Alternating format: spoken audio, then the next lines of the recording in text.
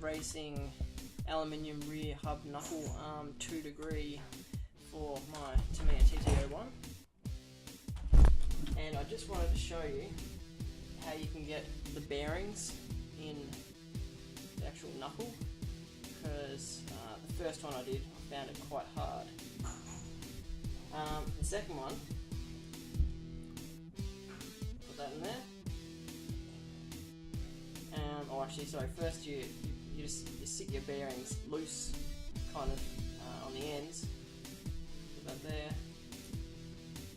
Put a plastic bushing on top, or if you've got something spare, you can use one of these, or you could use another plastic bushing.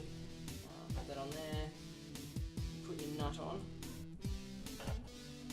and then just do this up, and the bearings will just squash in, and it'll work really easily, really neatly.